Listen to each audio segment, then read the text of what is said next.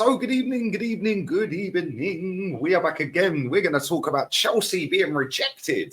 That doesn't happen often, does it? Especially this summer. But there we go. Olise has chosen to stay at Crystal Palace and pen a brand new deal, which keeps him there for the next 4 years, rejecting the offer and the services that Chelsea could provide, the platform to kick on for major honours. And he has decided to stay at Crystal Palace.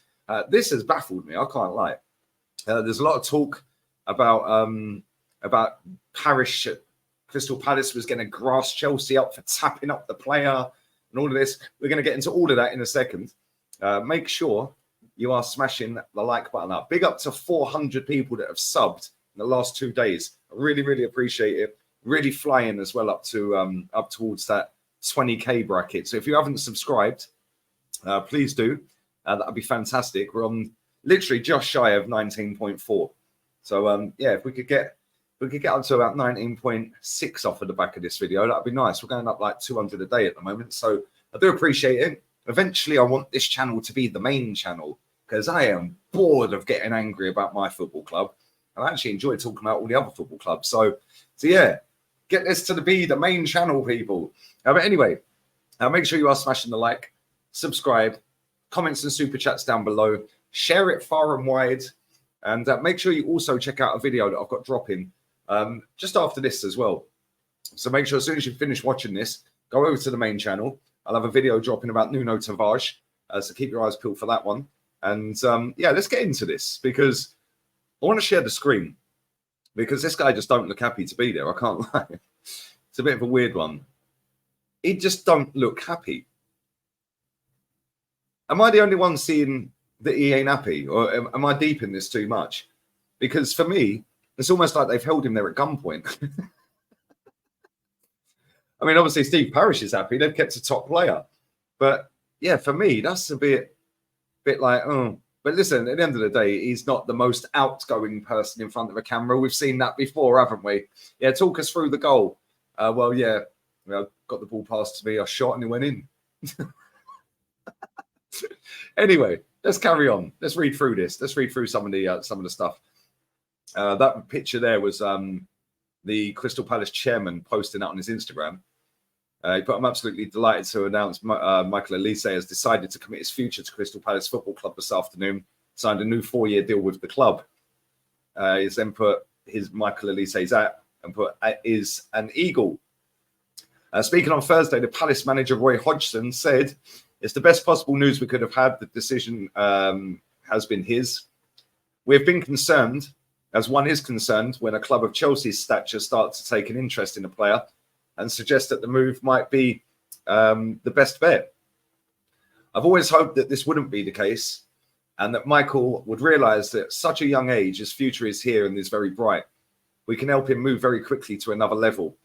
I had a long chat with him when the subject was first broached, but that was in pre-season. I suggested that being at Palace would be his best option, but I also made it clear I wouldn't put him under any unnecessary pressure."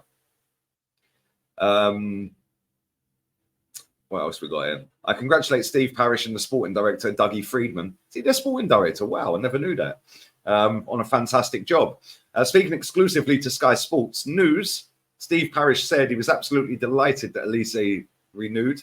"It puts to bed a lot of speculation and lifts everybody. With Wilfried Zaha going, it would have been a blow to lose Michael as well.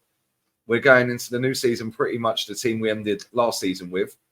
We'll try and do 1 or 2 more things next week, but this makes us feel a bit better. Michael's got his own mind and people have got to make decisions about their own life. We have given him the room to do that, and the fans will love him all the more for making that decision. I think Michael will go right to the very top of the game, but right now for his development, this is a good decision. The news is a blow for Chelsea." However, he never said this. This is continuing on. "This isn't a blow for Chelsea, who have recently agreed high-profile deals for Moises Caicedo and Romeo Lavia for a combined £173 million.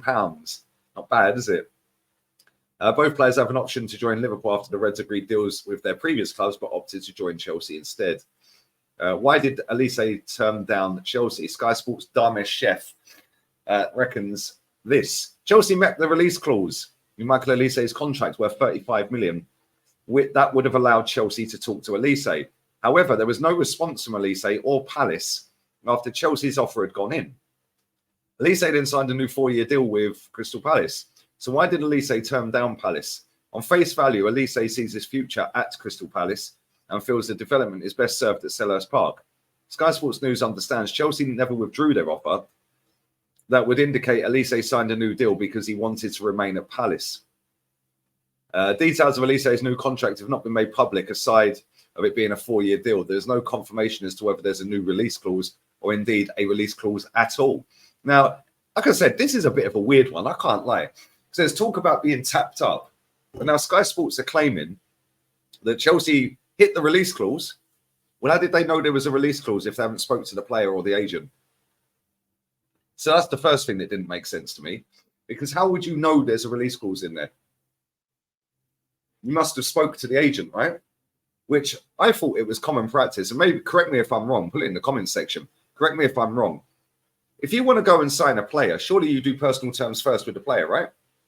Years and years ago, it used to be the other way around. You contact the club, they give you permission to speak, and then you agree a deal. Now, in modern football, you go and agree the deal with the player, get him on board, and now you go to the club that he's playing for, and that's 2-on-1, bish, bash, bosh, get the deal done. But in this case, we see the other day David Ornstein saying that Olise has agreed to go to Chelsea. It's a done deal, blah, blah, blah. He's on his way. So we're like, okay, they fit the release clause. Olise is going to Chelsea. But Sky Sports are claiming that's not the case. That is not the case at all. So they met the release clause in Olise's contract. However, there was no response from Olise or Palace after Chelsea's offer had gone in. So all a little bit cloak and daggers, this, I can't lie. The one thing I will say, is he would have got in Chelsea's team, the same as he'll get in Palace's team.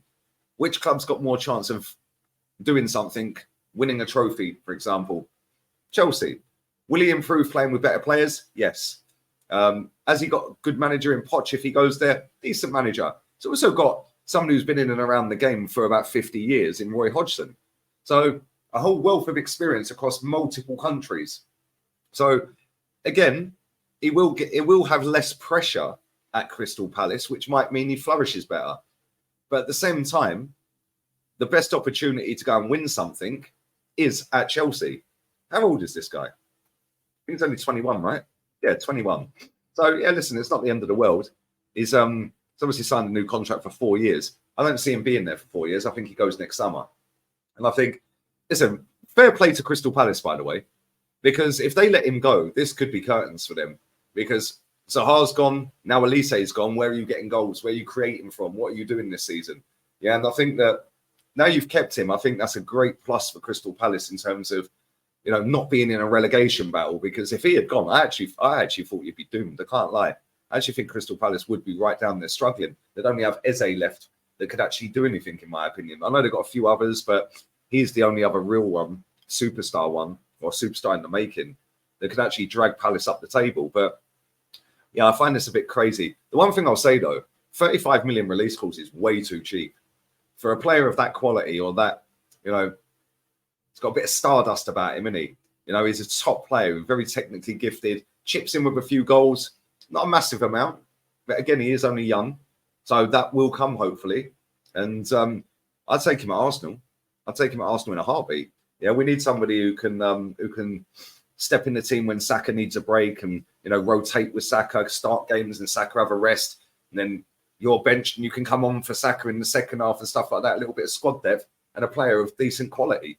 So I'd take him at Arsenal. I think the one thing I'll say is when you see players like Mason Mount and Kai Havertz going for 60, 65 million quid, and then you're looking at Brennan Johnson at Nottingham Forest and they're looking for 50 million. Yeah, I mean, come on, do me a favour. Yeah, the world's gone mad. So Crystal Palace have obviously dug their heels in and said, no, 35 million. Yeah, we ballsed up with that one. Way too cheap. And I'd imagine if he goes next summer, he's going for about 60, 65 million. Because in today's market, he probably is around 60, 65 million quid. Football's gone crazy. Yeah, I don't believe most of the players are worth the money they're getting paid or what they've been bought for. But in today's market, a 21-year-old, talented like Olise, 60 million quid. No drama, no problema, is it? But let me know what you think. I know I've got a few Palace fans that watch this channel. I bet you're absolutely over the moon. Congratulations to you. So yeah, I remember the screamer he scored. Was it Man United? It was Man United. Pinged one straight in the top corner. What a finish! Yeah, he's a sick footballer, this guy, man. I really like this guy. And listen, good luck to him. Yeah, I wouldn't have sent Chelsea down if it was me, but it's not me. And he's obviously going to get paid handsomely either way. Crystal Palace have saved themselves over 100 grand a week by Wilfried Zaha leaving. So I'm sure over the next few weeks, months, we'll see that he's probably getting that kind of money now, 100, 120, whereas Chelsea probably would have paid him around the same anyway. So, yeah, we'll see. We'll see what happens. Listen, he might even go in January. Who knows?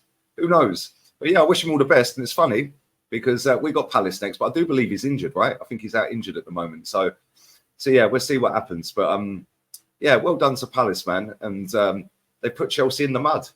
Can't win them all, Chelsea. Can't win them all, my friends. Anyway, let me know your thoughts and feelings and all of that. Are you a happy Palace fan? Are you an upset Chelsea fan that you didn't get him? Why don't you think you got him? Because like I said, it's a little bit cloak and daggers, this. There'll be something not quite adding up here. So, yeah, if you can put some insight on it, obviously being in the Chelsea community or the Palace community, let me know what the missing ingredient is as to why he didn't go to Chelsea, because it was all but done, in my opinion. I thought he was going. So, yeah, maybe I've missed something. I'm not invested in Chelsea or Palace like I am with Arsenal, but it's a story that I wanted to cover, and it's something that I thought would be quite interesting for the channel as well. So, yeah, let me know your thoughts and feelings down below. Smash the like button. Make sure you subscribe to the channel. That'd be fantastic. Come on, road to 20K, baby. I'll be doing a watch along, maybe 2 this weekend. So keep your eyes peeled. Might do the one tomorrow. I haven't decided yet, but definitely doing Man City against Newcastle on Saturday night. Potentially Sunday, I'll be doing West Ham Chelsea as well. So yeah, you might even get 3 in a row. Like I said, I might do the one tomorrow night. I haven't decided yet. So yeah, leave your comments and super chats down below. Have a wonderful evening. We're out of here. I'll be back again tomorrow. Ciao.